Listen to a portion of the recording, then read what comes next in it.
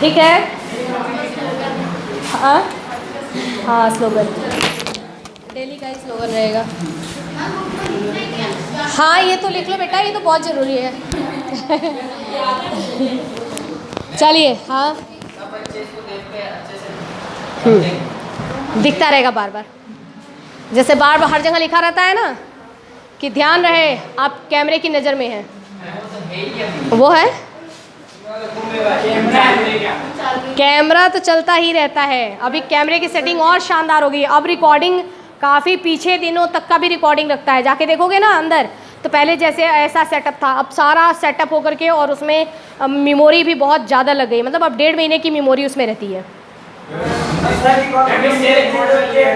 हाँ, इससे रिकॉर्डिंग कर लिया करो। मैं कहाँ से जाऊँगी उसमें से निकालूंगी, इसे बहुत काम है। चलिए देखिए इधर, आज सेल चैप्टर में जो हमारा लास्ट 2 एक्टिविटी दिया गया है ना, उसमें एक एक्टिविटी आपका है कि ऑस्मोसिस। ऑस्मोसिस आप लोग पढ़ चुके हो ना, जो उसी ऑस्मोसिस का एक एक्सपेरिमेंट दिया हुआ है, ठीक है।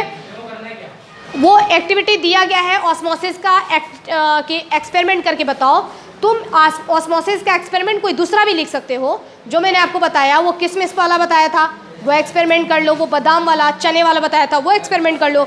वहाँ पे आप एक्टिविटी में दूसरे एक्सपेरिमेंट भी लिख सकते हैं। अदरवाइज जो एक्सपेरिमेंट दिया हुआ है उसको भी पढ़ोगे तो वो वही वाली बात है जो हमने किसमिस वाली पढ़ी थी, ठीक है। आज का हमारा जो सेकंड वाला आपकी एक्टिविटी दिया हुआ है, उसमें सेल डिवीज़न के बारे में पूछ रहा है, ठीक है। तो आज का 2 टॉपिक है और बहुत शानदार है, दोनों पे पहले समझ लो हमको पढ़ना क्या है। सबसे पहले हम सेल डिवीज़न के बारे में पढ़ेंगे, और सेल डिवीज़न हमारे लिए ज़रूरी क्यों है उसके बारे में पढ़ेंगे। उसके बाद हमारा दूसरा टॉपिक रहेगा, सबसे इंटरेस्टिंग और बढ़िया टॉपिक है प्रोटीन सिंथेसिस। बार बार आपने सुना कि प्रोटीन सिंथेसिस होता है, राइबोसोम करता है, सुना आपने कि राइबोसोम आरएनए की मदद लेकर के और प्रोटीन सिंथेसिस करता है। कहाँ कहाँ होता है? रफ एंडोप्लाज्मिक रेटिकुलम में और साइटोप्लाज्म में फ्री होता है। वो जो प्रोटीन बन रहा है ना, प्रोटीन बनाने का कि जो फैक्ट्री है, एक्चुअल में वो प्रोटीन बनाती कैसे है, ठीक है, कैसे बनता है, वो टेक्निक पूरा क्या है, वो मैं आपको बहुत ही सिंप्लीफाई करके बहुत इजी लैंग्वेज में समझाऊंगी। ओके, तो चलिए सबसे पहले हम देखते हैं सेल डिवीज़न। सेल डिवीज़न,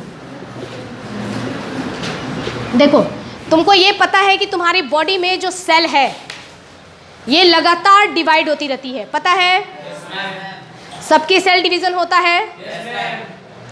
जब सेल डिवीज़न जब होता है ना, तो नई सेल जब बनती है तो वो पुरानी सेल को धक्का दे देती है, ठीक है, और पुरानी सेल हमारी बॉडी से निकल के नीचे गिर जाता है, ठीक है। एक कुछ ऐसी एक्टिविटी होती है, जैसे पुष्पेंद्र यहाँ ना, वहाँ खड़े हो जाओ,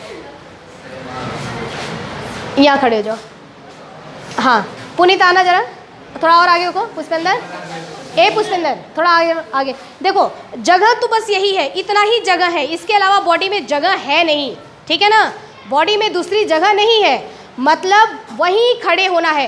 जो जैसे वो मशीन होता है ना, वेट मशीन, तो उस पर एक आदमी ही तो खड़ा हो सकता है, 4 थोड़ी खड़े हो जाएंगे।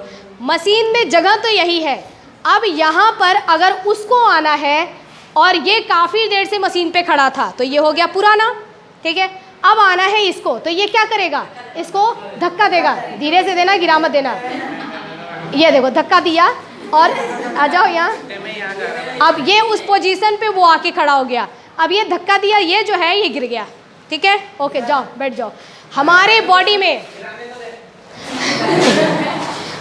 बॉडी में कंटिन्यू ये होता है। देखो यहाँ की सेल पुरानी हो गई थी, पीछे से नई सेल आई, नई सेल ने इस पुरानी सेल को धक्का दिया, पुराना सेल नीचे गिर गया, लेकिन तुम्हारे को पता नहीं पड़ा, ठीक है, तुमको पता नहीं पड़ता है ये सब चीज़ें, ये ऑटोमेटिक हमेशा हो रहा है, हमेशा सेल डिवीज़न हो रहा है, नए नए सेल्स बन रहे हैं और पुराने सेल्स गिर रहे हैं, लेकिन तुम्हारे को पता नहीं पड़ता है, ठीक है। ये चीज़ें होती हैं जिनको पता पड़ता है, जिनको पुराने सेल्स को निकालने में तकलीफ होता है। मैंने पहले भी आपको बताया था, जैसे सांप है, स्नैक को आपने देखा है कि उसके ऊपर की कवरिंग निकली हुई कहीं कहीं आपको दिख जाती है ना, वो उसका पुराना सेल है। जब उसकी पूरी बॉडी के ऊपर पुराना सेल बन जाता है और उसकी नई सेल अंदर रहती है, तो पुराना जो सेल होता है ना, वो उसको क्या करना पड़ता है, अपनी बॉडी से बड़े तकलीफ से, मतलब अपने आप को कष्ट झेलते हुए उस पुराने सेल के पूरे लेयर को उसको निकालना पड़ता है, खुद वो निकालता है, किसी ऐसी जगह पे जाता है जहाँ पर कि वो अपनी बॉडी को बहुत ज़्यादा मतलब रगड़ के इस तरीके से छोटे से होल में और उसको निकाल सके, और वो उसमें से फिर निकल जाता है। ठीक है,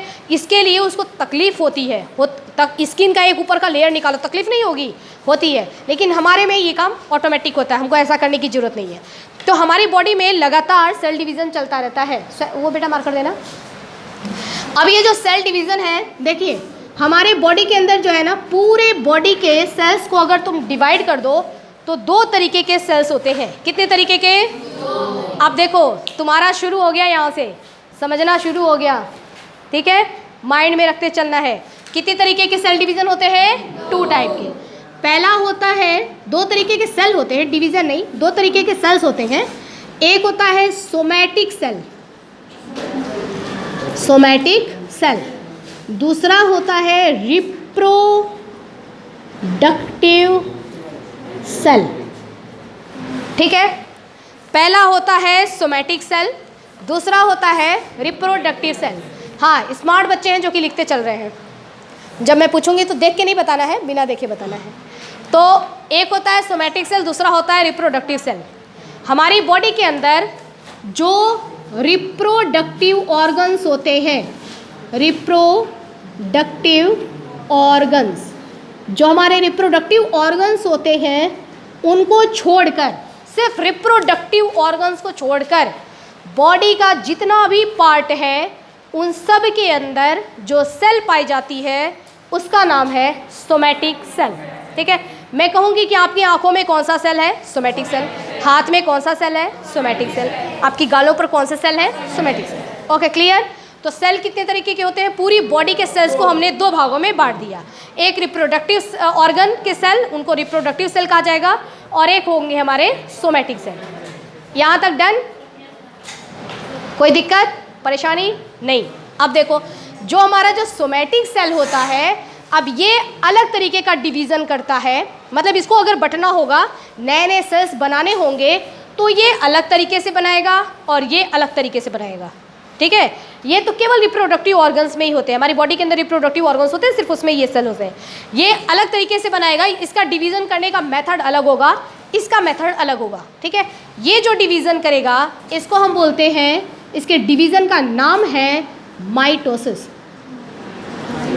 माइटोसिस। ठीक है, इसमें किस प्रकार का सेल डिवीज़न होगा? माइटोसिस। ठीक है, क्या हुआ गीतांश? हंसने दो उसको।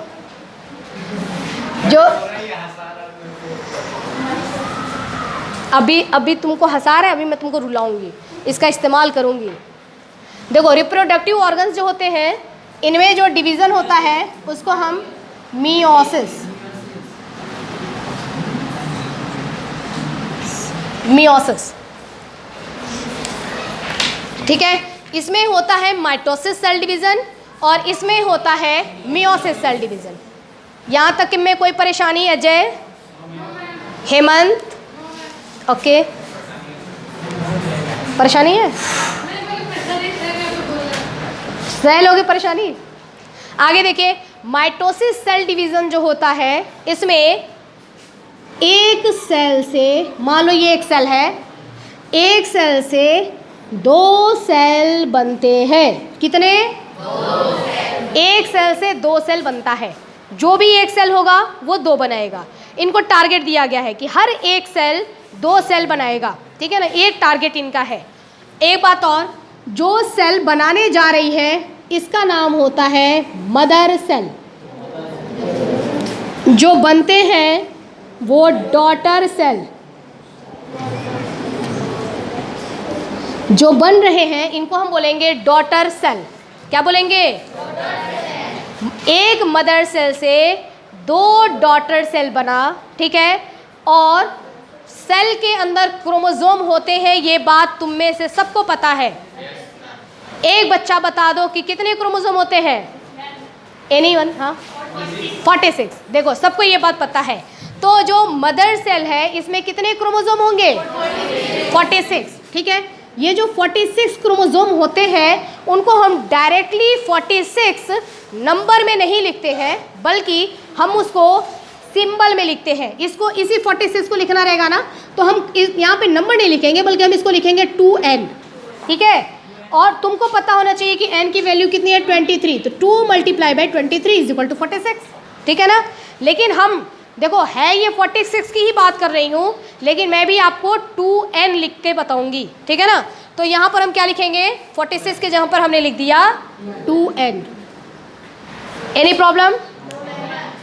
जब ये 2 में डिवाइड हुआ डॉटर सेल, तो दिव्या तुम्हारे हिसाब से इसमें और इसमें क्रोमोसोम कितने होने चाहिए अकॉर्डिंग टू यू? हाँ, इसमें और इसमें क्रोमोसोम कितने होने चाहिए? 23 और 23, ओके सेट। और किसी के हिसाब से 23 तुम लोग को भी यही लग रहा है ना? 23 होगा यही। हाँ देखिए, डिवाइड ये होते हैं जब, है ना, जब ये डिवाइड होना होता है, ध्यान देना, डिवाइड होने से पहले ये तैयारी करते हैं। सबसे पहले ये 2n को 4n में चेंज करते हैं और तब डिवाइड होते हैं, और डिवाइड होकर के यहाँ भी 2n और यहाँ भी 2, है ना। मैंने आपको एक बात बताई थी कि क्रोमोसोम की संख्या एक भी कम नहीं होनी चाहिए, बताया था। एक भी ज़्यादा नहीं होना चाहिए, बताया था। क्रोमोसोम की संख्या 46 अगर हमारी बॉडी में है ना, 46 क्रोमोसोम है, तो मतलब 46 ही रहेगा। तुम सबके यहाँ पे सेल्स में 46 क्रोमोसोम है। अगर 47 क्रोमोसोम, ओनली 1 क्रोमोसोम बढ़ जाता है, तो मैंने आपको बताया था कि वो राक्षस जैसे बच्चे हो जाते हैं। जैसा कि आप लोग सुनते हो, कहीं कहीं न्यूज़पेपर में आ जाता है कि वो सैम पढ़ाई पे फोकस करना, या अगर पुनीत सबको डिस्टर्ब कराए तो मैं पुनीत को इधर बैठा दूँ, ठीक है। सैम, मास्क लगाकर तुम अपनी स्माइल छुपा नहीं सकते हो, ठीक है, हंसना नहीं है, ध्यान देते रहना। देखिए 46 अब बहुत सारा न्यूज़ हम लोग तो देखते थे बचपन में भी कि अरे उस गांव में पता नहीं कहाँ किसी गांव में एक बच्चा पैदा हुआ, उसकी ऐसी ऐसी आँखें थी, एक और यहाँ पे आग था, शंकर भगवान पैदा हुए हैं, भीड़ लग गई वहाँ पे, पूजा होने लगा और खूब सारे पैसे चढ़ गए, है ना, उसके घर वाले जो है अमीर हो गए, ठीक है, इतने पैसे आ गए। वहाँ ऐसा कुछ नहीं हुआ था। वहाँ क्या हुआ था, उस बच्चे के अंदर क्रोमोसोम का, हाँ, एक क्रोमोसोम ज़्यादा या एक क्रोमोसोम कम, यानी कि एक क्रोमोसोम ज़्यादा या कम आने से बहुत बड़ी जो है डिसेबिलिटी आ जाती है। वो इंसान जैसा दिखता नहीं है ना, कुछ डिफरेंट दिखता है। तो क्रोमोसोम की संख्या 46 का मतलब 46 ही रहेगा। Any problem? एक के डिफरेंस से जब इतनी बड़ी प्रॉब्लम आ रही है, तो 48 से और प्रॉब्लम आएगी, है ना, 60 पहुंच जाएगा तो और प्रॉब्लम। अच्छा एक बात और, ऐसे बच्चे जो है ना सर्वाइव भी नहीं कर पाते हैं। मतलब मान लो कि किसी कारणवश से ऐसा हुआ कि जन्म हो गया उसका, उसको सबने देख लिया, पता भी पड़ गया कि इसके अंदर क्रोमोसोम की संख्या ये है, मतलब दिख जाता है, पता पड़ जाता है, डॉक्टर के पास जाएंगे, कुछ तो कंसल्ट करेंगे। ये बच्चे जो है सर्वाइव नहीं कर सकते। ज़्यादा से ज़्यादा मान लो किसी तरीके से 1 महीना जिंदा रह गए तो रह गए, 2 महीना, है ना, क्योंकि क्रोमोसोम ऐसा हो गया है कि वो बॉडी को कंट्रोल नहीं कर पाता है, संभाल नहीं पाता है। इन बच्चों की ज़्यादा लंबी उम्र नहीं होती है, बहुत कम दिन में ही, कुछ बच्चे 2-4 दिन में ही एक्सपायर हो जाते हैं। तो ये देखिए, तो यहाँ पे क्रोमोसोम की संख्या इसमें भी 2n और क्रोमोसोम की संख्या यहाँ भी 2n, ठीक है ना, बराबर क्रोमोसोम की संख्या होती है, ठीक है। अब ये वाला जो डिवीज़न होता है, यानी कि माइटोसिस जो डिवीज़न चल रहा है, ये हमारे शरीर में क्यों होता है, ये क्वेश्चन आपसे ज़रूर पूछा जाएगा। ध्यान रखना कि माइटोसिस यदि सेल डिवीज़न हो रहा है तो इसके फ़ायदे बताओ, फ़ायदे, है ना, फ़ायदा, बराबर माइटोसिस डिवीज़न हो रहा है, कुछ फ़ायदा होगा, कुछ प्रॉफिट होगा, कुछ इम्पोर्टेंस होगा, तभी भगवान ने हमारे शरीर में ये चीज़ दे रखा है कि लगातार सेल डिवीज़न होना चाहिए। सेल लगातार डिवाइड होती रहेगी और संख्या बढ़ाती रहेगी और माइटोसिस होता रहेगा। बताना अब ऐसा क्यों होता है आपके हिसाब से? बिल्कुल सही, बिल्कुल सही। एक छोटा बच्चा होता है ना, बच्चा पैदा हुआ, धीरे धीरे देखो उसको 1 साल का हो गया, बड़ा और बड़ा और बड़ा और बड़ा, है ना, बड़ा होता गया, मतलब उसमें सेल डिवीज़न हो रहा है, ठीक है ना, सेल डिवीज़न हो रहा है, ठीक है। सेल डिवीज़न यही नहीं होता है, हमारा ब्रेन भी देखो डेवलप करता है ना, ब्रेन में भी बढ़ रहा है संख्या।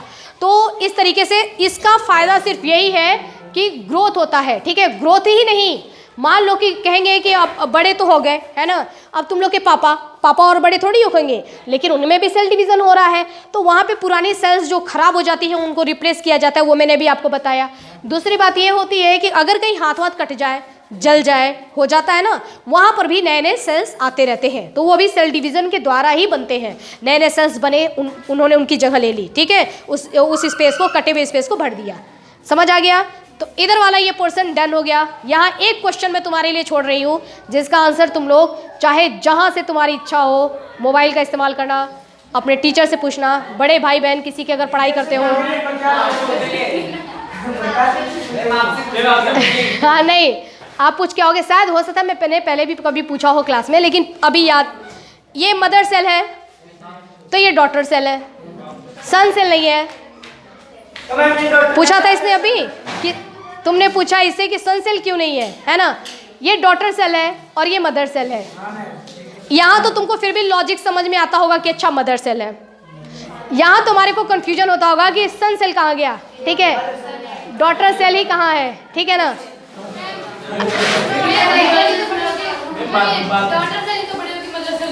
ओहो, तो सन भी तो होना चाहिए, सन सेल।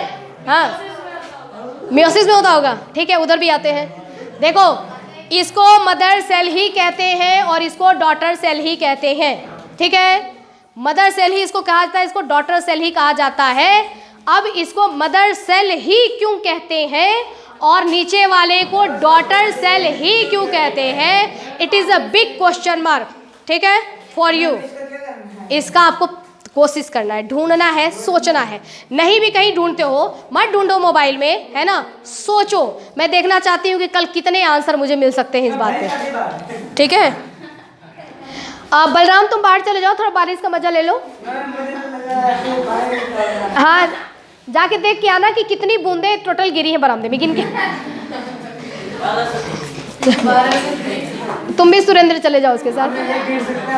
देखिए, माइटोसिस हो गया।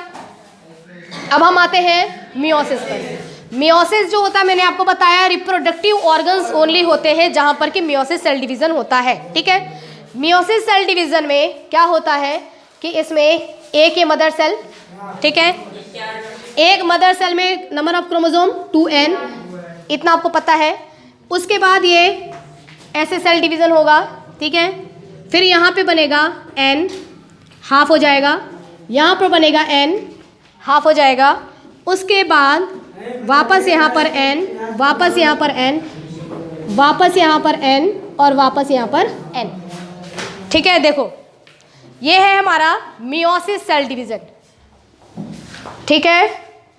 सब ध्यान रखना, वो लाइन ऊपर वाली n। मदर सेल में नंबर ऑफ क्रोमोसोम कितनी है बच्चों? ये मदर सेल, ठीक है। एक मदर सेल से फाइनली कितने डॉटर सेल बने? यहाँ देखो, यहाँ फाइनल कितने बने? अरे 1 2 3 4 ही बने ना, 4। तो मैंने बोला फाइनली, मतलब तुम यहाँ देखो और फाइनली देखो, ठीक है। एक मदर सेल से 4 डॉटर सेल बने, ठीक है, और इनमें number of chromosome daughter cell में हाफ हो गया। देख रहे हो, यहाँ पर नंबर ऑफ क्रोमोसोम आधा हो गया, ठीक है, यहाँ आधा हो गया और यहाँ नंबर ऑफ क्रोमोसोम पूरा है, ठीक है। क्योंकि इनका काम है ग्रोथ करना, मल्टीप्लिकेशन, संख्या बढ़ाने का काम है। ये रिप्रोडक्टिव ऑर्गन्स होते हैं, है ना, इनका काम संख्या बढ़ाना नहीं होता है। बड़ा सोच समझ करके यहाँ पर क्रोमोसोम की संख्या को हाफ की गई है, क्योंकि आगे चल के यही क्रोमोसोम की संख्या जो हाफ है ये वापस डबल हो जाएंगे, ठीक है। वो हम लोग बाद में पढ़ेंगे। यहाँ तक किसी को कोई दिक्कत? अब मैं इसको इरेज करके क्वेश्चन पूछ लूँ? सब रेडी है? पूछूंगी मैं सबसे। कोई अगर ये सोचेगा कि अच्छा लगता है, मेरे से मैम नहीं पूछेंगी, तो उससे भी पूछूंगी। पुष्पेंद्र तुम्हारे से भी पूछूंगी। आप लोग 2 मिनट देख लो इसको। उसके बाद ये हमारा टॉपिक सेल डिवीज़न इतना ही था आपके में छोटा। अब देखो, ये इतना ही नहीं है, चैप्टर तो बहुत बड़ा है। सेल डिवीज़न कैसे होता है? बलराम, अगर तुम्हारी वजह से क्लास डिस्टर्ब होगा तो आज तो मैं तुमको अपने घर पे खाना खिलाऊंगी। नहीं, वो आंटी बोल रही बहुत अच्छा खाना बनाया मैंने, दाल चावल रोटी सब्जी। तुमको खाना खाने जाना पड़ेगा मेरे घर पे। देखिए, ये समझ आया आपको? ये जो प्रोसेस होता है 1 से 2 होने का, ये जो प्रोसेस होता है ना, बहुत कॉम्प्लिकेटेड होता है, हर डायग्राम बना बना के आपको बताना होता है कि पहले ये हुआ, फिर ये हुआ, फिर ये हुआ, फिर ऐसे हुआ, फिर ऐसे हुआ, है ना, पूरा ड्रॉ करके बताना पड़ता है, आपको उतना नहीं पढ़ना है। हाँ पूछ रही हूँ ना, बंद इसको और रब कर दूँ। आप लोगों ने लिखा नहीं है क्या कॉपी पर? कॉपी पर सबके काम नहीं किया बेटा, मैं रोज कर लो थोड़ा ऐसे रफली किया करो, ये काम जो है ना रफली करना है, मतलब आपका ध्यान इस पर भी रहेगा और हाथ भी चल रहा है।